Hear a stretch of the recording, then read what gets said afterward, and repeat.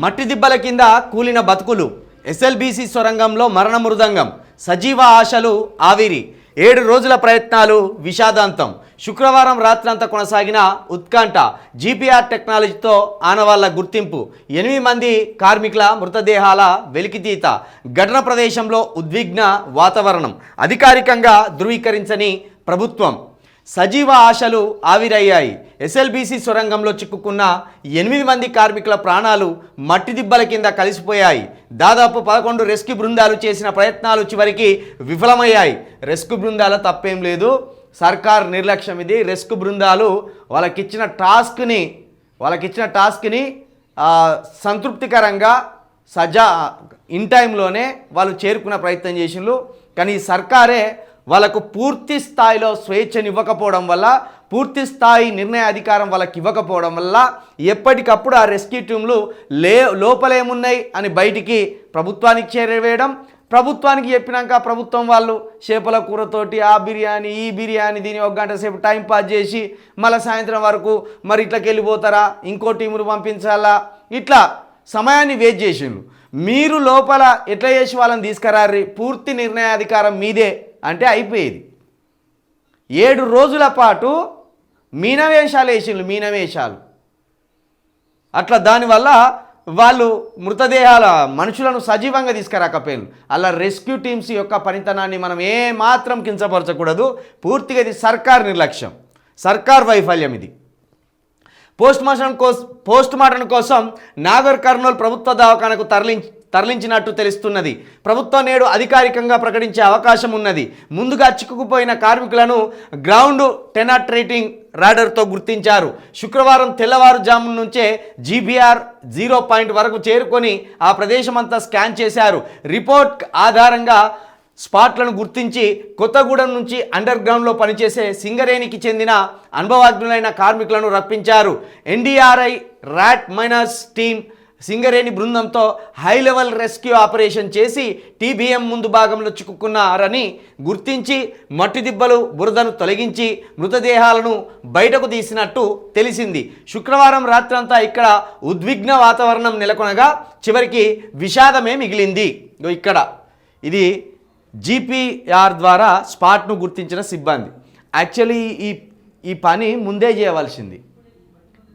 GPR సిగ్నల్ల ద్వారా ఈ ఎవరైతే 8 మంది వ్యక్తులు ఉన్నారో ఆ 8 మంది వ్యక్తులు ఎక్కడ చిక్కపోయిన అనేది మొదటి రోజే జీపీఆర్ సిగ్నల్స్ ద్వారా గుర్తిస్తే ఆ 8 మందిని రక్షించే అవకాశం ఉండే.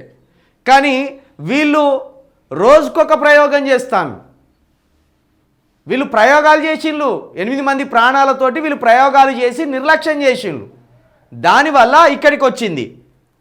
బతికున్న మనుషుల మీద ప్రయోగాలు చేసిండ్రు, కాలయాపన చేస్తూ 7 రోజులు గడపడం వల్ల పాపం వాళ్ళు మొదటి రోజే ఈ టీబీఎం మిషన్లో వాళ్ళు చిక్కుకున్నారు.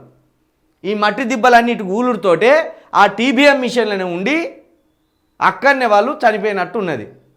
నిన్న మధ్యాహ్నం వరకు 5 మృతదేహాలను ఈ జీపీఆర్ సిగ్నల్ ద్వారా కనుక్కున్నారు. అవి మట్టి దిబ్బలా లేకపోతే నిజంగా మనుషులైన వాళ్ళు ఆ మట్టి దిబ్బల కిందనే ఆ మృతదేహాలు ఉన్నాయా అని కనుక్కునే ప్రయత్నం చేసిండ్రు జీపీఆర్ సిగ్నల్ ద్వారా. ఫైనల్గా నిన్న 5-6 గంటల వరకు 5 మృతదేహాలు అయితే అక్కడనే ఆ మట్టి దిబ్బల కింద ఉన్నట్టు ఈ టీబీఎం మిషన్లోనే చిక్కుకుపోయినట్టు కనుక్కున్నారు.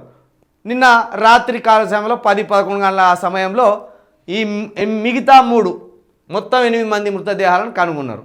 కాబట్టి ఇప్పుడు ఆ సంధ్య థియేటర్ ఘటనలో అల్లు అర్జున్ని తీసుకుపోయి జైలు వేసిండు. మరి ఈ ఘటనకు, ఈ దుర్మార్గానికి, ఈ దారుణానికి ముఖ్యమంత్రిని తీసుకుపోయి అండమాన్ జైలు వేయాలా, భారీ నీటిపారుదల శాఖ మంత్రి ఉత్తమ్ కుమార్ గారిని తీసుకుపోయి జైలు వేయాలా, లేకపోతే ఇది జూపల్లి కృష్ణారావు ఏరియాలో జరిగింది కాబట్టి ఆయనను తీసుకుపోయి జైలు వేయాలా? ఎవరిని తీసుకుపోయి జైలు వేయాలి? రాష్ట్ర ప్రభుత్వం నిర్లక్ష్యం ఉన్నది, ఇలా కేంద్ర ప్రభుత్వం నిర్లక్ష్యం కూడా ఉన్నది. రాష్ట్ర ప్రభుత్వం ఇన్ టైంలో కేంద్ర ప్రభుత్వానికి మాకు జెట్ స్పీడ్ తోటి పనిచేసే బలగాలు కావాలి, ఆ టీబీఎం మిషన్ని తొందరగా కట్ చేసో జీపీఆర్ సిగ్నల్ ద్వారా తొందరగా గుర్తించో అత్యంత వేగంగా 8 మంది ప్రాణాలను కనుగొనేందుకు మాకు మీకు సహాయం కావాలి, మేము ఇక్కడ సన్నాసులం ఉన్నామని వీళ్ళు అప్పుడే చేతులు జాపితే అయిపోయేది.